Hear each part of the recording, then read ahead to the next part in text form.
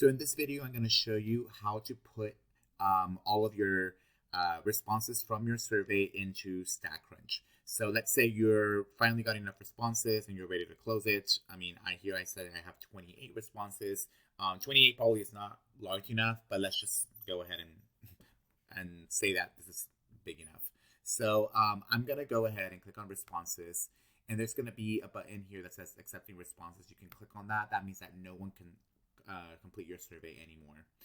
Now you're going to see a couple of things here.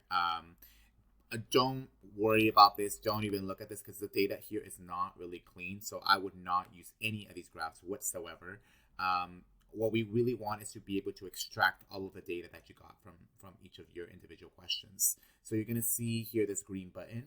So we're gonna go ahead and click on it. And what you're going to see is all of your questions kind of in an Excel file.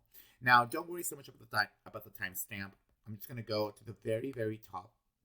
And what I'm going to do, I'm just going to drag it. I'm just going to kind of copy paste the whole thing. I'm just going to drag the whole thing and then to my last response, okay? And I'm going to just copy it. Okay, so I'm going to copy this guy. Okay, so I copied all of this. And then after that, what I'm going to do, I'm going to go into Statcrunch. Okay, so I'm going to go into Statcrunch. I'm going to sign in. You're going to put in whatever username or password I gave you. And if you need to know what it is, you can either ask me or you can look at the homepage of our Canvas shell. So I'm just going to put in my username and password. All right, so now we have here Statcrunch. I'm going to go ahead and open Statcrunch by clicking on this yellow button. And here's where the most common mistake happens. A lot of people start pasting their stuff here. Don't do that. Go all the way up to var 1, because then what's going to happen if you look at your survey, the first thing that it's going to copy is going to be the question. And the question, you want to have it all the way up in var 1. So that's where you want to do it. Okay, so this is going to be all of our data. So your data should pop up here. At the very top in the gray area, you should see the questions.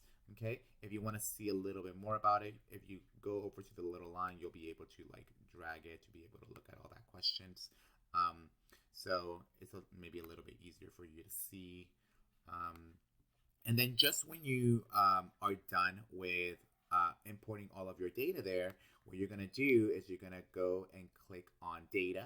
You're going to save this data and you're going to write, I don't know, so your group names, I don't know, group 12 wants data. I don't know. I'm just writing this. So I'm going to go ahead and save it. And then what it'll say is that your data is now saved on my folder. So that means every single time that you make an edit or you are doing something here or having a graph, whatever, you did something with this data, it'll be on Statcrunch. So when I go back to Statcrunch, you'll see that if I click on my data right there, you'll be able to see, oh, here it is, group 12 wants data. So I can click on that, and then you can access your data and do your graphs, do whatever you need to do, okay? So this is kind of how you would extract it from Google Forms into Statcrunch.